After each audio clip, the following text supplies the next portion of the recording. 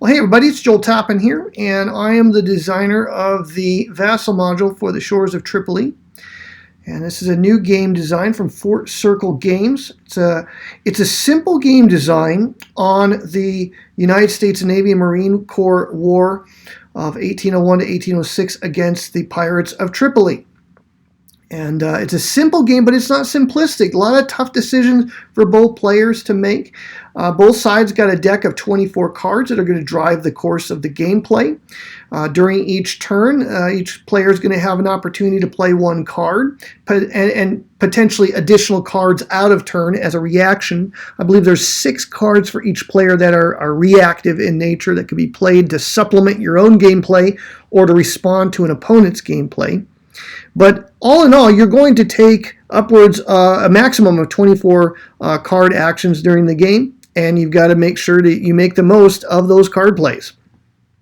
Each player has a supply of ships for the U.S. They're going to have frigates, they're going to have gunboats, they're going to have Marines and Arab infantry allies. And so these are going to be stored on the map if they're in play, or in the supply if they're just available to be built. Some units will begin on the turn track or be placed on the turn track, signifying their availability in the future. The Tripoli side has corsairs. Those are one-masted vessels. They look like the gunboats that the Americans have, but they're functionally different. And they're going to be starting off in Gibraltar and in Tripoli.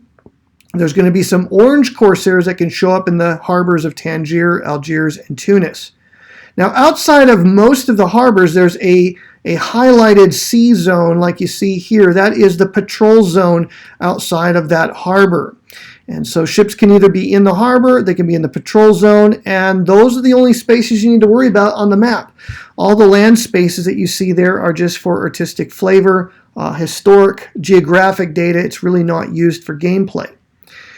Tripoli's also got a number of infantry. Those are signified by the red cubes, and to save game space, we just simply use a numeric marker in Vassal to keep track of the number of those units. There's also a number of gold coins that are going to be collected by the Tripoli player in an effort to win the game.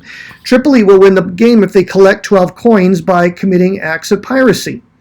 The other way that Tripoli can win is by sinking 4 American frigates during the course of the game. As soon as a 4th American frigate is sunk, Tripoli will win the game. The U.S. player will win the game by playing one of the victory cards from their hand. They start with 2 cards in their deck, and I think I actually drew one of them here for the United States opening hand, and that is the Assault on Tripoli card. It's got to be, I believe, the fall of 1805 or later for you to be able to play those victory cards, but the peace treaty card is playable if there are no orange corsairs in the ports of Tunis, Algiers, or Tangier. There can't be a Tripolitanian frigate in Tripoli, and the U.S. has to control Derna. So you need to look at how, the card plays that you're going to need to take control of Derna. You got to set it up, basically. You got to really plan ahead in order to win this game. To make the assault on Tripoli, you basically are going to want to supplement that card play with some other cards in your hand to send in Marines, sharpshooters, and things like that to give yourself the best possible advantage, because that could be a really bloody endeavor. And it's, you win the game if you succeed and you lose it if you fail. It's basically an all-in effort for the United States player. So the course of play is really quite simple. You have a hand of 6 cards. You're going to draw 6 cards each turn.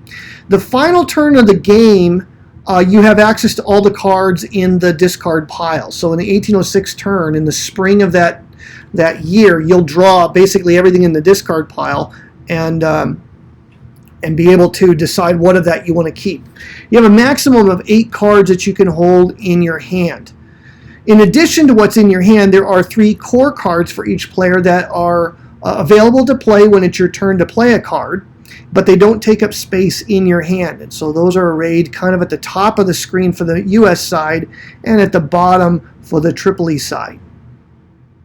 So to start the game, what I would do is I would play one of the cards from my hand, and if I open this window, you'll see that there are cards that have a little like cross swords on them. That indicates it's a battle card, and you can play that outside of your turn. When you play it, it's then removed from the game permanently. Cards that have the little lightning bolt, if you play it as the event, the card is removed from the game.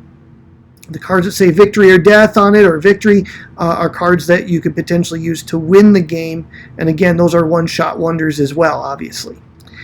Now, some cards of the game will indicate that there's a condition that must exist in order for you to play it as the event. If that condition is not met, then you can discard the card in order to do something different with it. So your choices are, in your gameplay, is to either play the card for the event as stipulated, if that is legal, or you can discard the card in order to do one of two things. For the US player, they could build a gunboat in Malta. So in this case, I just draw a gunboat onto Malta. It'll reduce the number available here.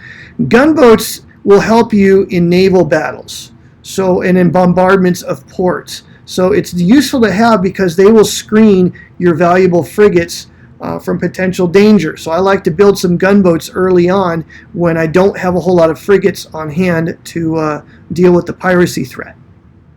Another thing that you could do, and we'll go ahead and just delete this guy and get him out of there.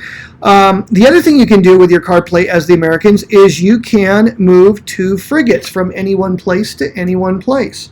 So if I detach a frigate here from Gibraltar, now I've got 2 left. I could spend a card play to send them to the patrol zone off Tripoli, and now they're in position to intercept any corsairs that would want to make a piracy attempt.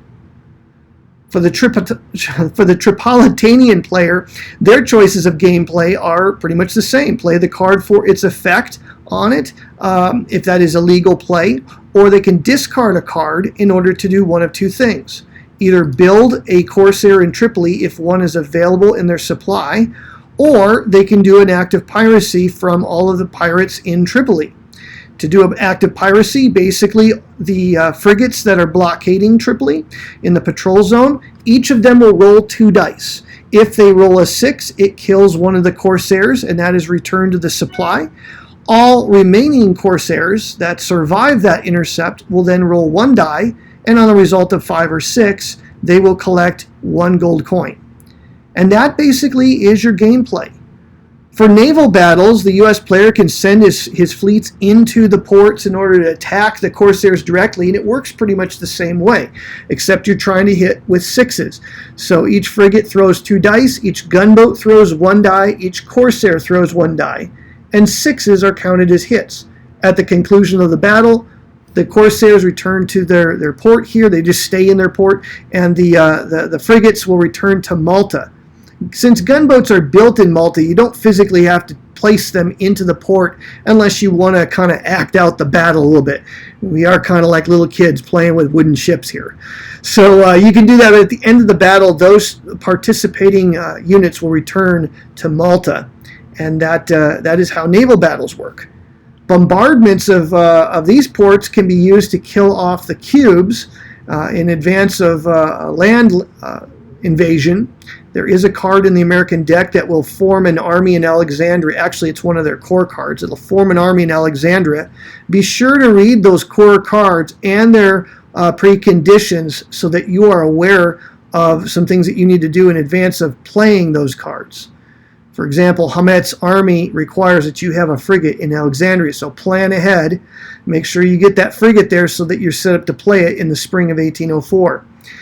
Once you have that army formed, there is a card in the American deck that will allow you to march that army to Derna, and basically both sides roll 1 die for each cube. 6s are hits, everything else is a miss, and you fight it out until only 1 army survives.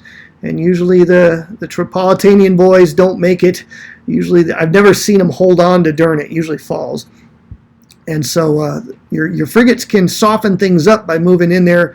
And any gunboats in Malta would participate. If you wanted to move in as one of your moves, send ships in there, do bombardment, they return to Malta. Just remember, you got to play another card play to get them back in their blockade zones. Each turn, you're going to draw 6 cards into your hand. And since your hand size is maxing out at 8, at some point you're probably going to have to discard cards from your hand in order to reduce your hand down to 8 cards. So beware of the restrictions on the number of cards that you can hold in your hand. In the Vassal module, I created some extra spaces just to make it easier for you to sort your cards.